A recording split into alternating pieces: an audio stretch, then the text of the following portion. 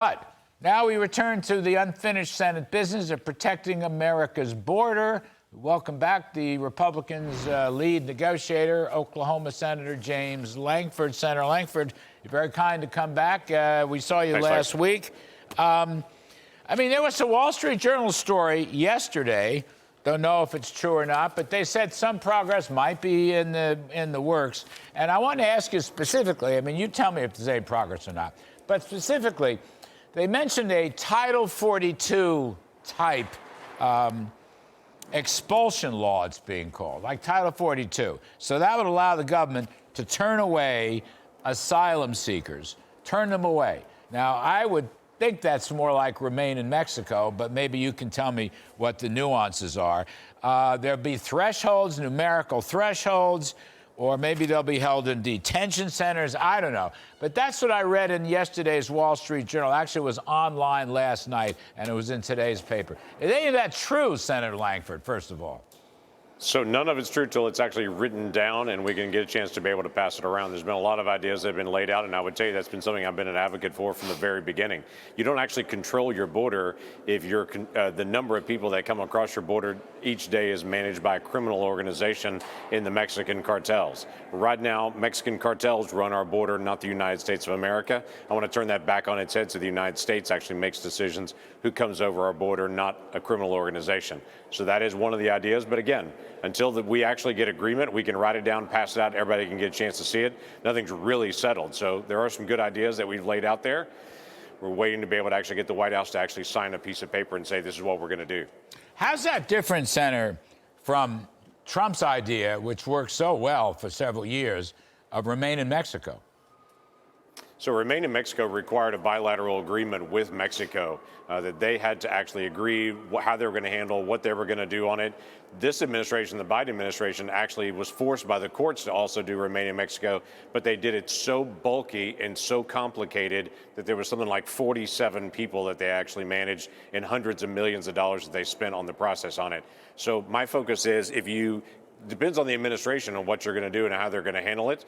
If you set up authorities, though, that make it really clear, regardless of your administration, that's a better way to be able to do it at this point. Again, if we've got Trump, Nikki Haley, Ron DeSantis, any Republican, quite frankly, in the White House, they would handle this border incredibly different than how this administration's handling it. Yeah, for sure. So as you reimagine Remain in Mexico, it resurfaces as Title 42. But Title 42, you know, Title 42 was a health measure, and I dare say, I think you're going to agree, there's a lot of health issues that are still tied up with all the, Biden's illegal immigration policies. So I just was kind of saying, well, gee whiz, golly, you're going to need both. You need Remain in Mexico or remain someplace other than the United States, and you need a new Title 42 to deal with health issues.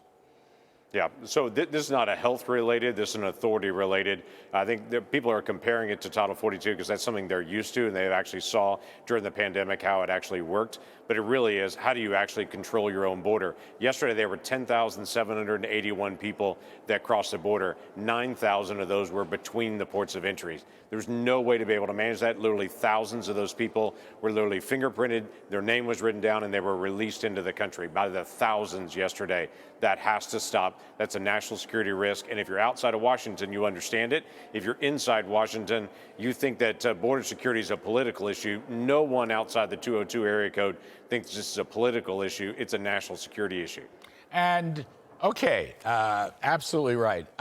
So the next thought I had is, as you're reimagining these things or relabeling these things, is there any money that is reimagined into this bill that might build out the wall, which was done, in part by a former president who wishes to be president again? But as you pointed out before, as far as I can tell, all the Republican candidates would like a wall. The H.R. 2 bill coming out of the House wanted a wall. Has the wall made a new appearance? I would say here's the challenge we have in the wall. This administration, the Biden administration, used their wall funding that was set aside that had 5-year funding. President Trump was using that to actually build a wall. This administration was using those same dollars to do environmental remediation around the wall. So you add wall dollars to them, and they will find ways to not actually spend it on building fencing. You add those same dollars to someone who is determined on national security, it's very, very different. So we have to think smart in this and what we're actually trying to include. I would tell you right now, the Biden administration, based on how that bill was designed 5 years ago, is compelled to build several miles of wall that they're actually building right now because of actually how that original bill was built, was designed. But it took them 3 years to actually struggle through to be able to get to this spot that literally attorneys have told them the rest of the money has to actually be used for wall. So they've been squandering a lot of it. But we've got to actually get real security. And honestly, there are places that you can walk around the wall that we're never going to get wall in canyons and mountains and other areas. Our policy is a better determination rather than wall, though the Border Patrol definitely wants more wall. Well, I think it's very clever to use wall money for climate change. Very clever. Mr. Lankford, where does it stand now? I guess the weekend is upon us. Maybe the Senate will meet tomorrow. I don't know. Maybe they'll stay the weekend. Maybe they'll have cots in the floor. I mean, you tell us. Where does this thing stand? No cots in the floor this time. The Senate actually finished its last vote of the week just a few minutes ago, actually. I'm going to remain here and continue to be able to go through the negotiations.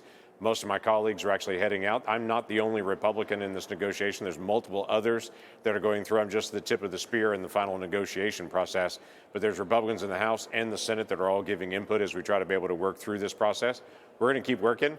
I have to tell you, I'm very skeptical that it's actually going to be finished just because the White House continues to drag their feet on text. If we don't have text, we're not going to actually move. They can say orally what they agreed to, but until we actually see it in writing, that's a very different issue. And I take it President Biden and or at least his senior White House staff is finally engaged, or is that untrue? I have not seen President Biden yet in any of the negotiations, nor been invited to actually personally negotiate with him. Some of his staff have been engaged in this. That's helpful. Obviously, Senate Democrats and House Democrats want to know the White House is engaged in this process as well. That gives them some reassurance that they're not going to go out on a limb that the president's not going to support. So we're working through this process, getting everybody at the table. All right. Well, I guess I wish you luck. It's a hell of an assignment for you. Christmas. Yeah, it's a pain to be able to deal with. It's not just a Merry Christmas present to me on it, but it absolutely has to be done with 10,000 people a day crossing. We have got to stop this flow. Well, if you ever did, Senator, it would be a fabulous Christmas present for the rest of America. I will say that. And you get high marks for your service in pursuit of this, what I'm going to call reimagined border policy. Senator James Lankford of the great state of Oklahoma. Thank you, sir.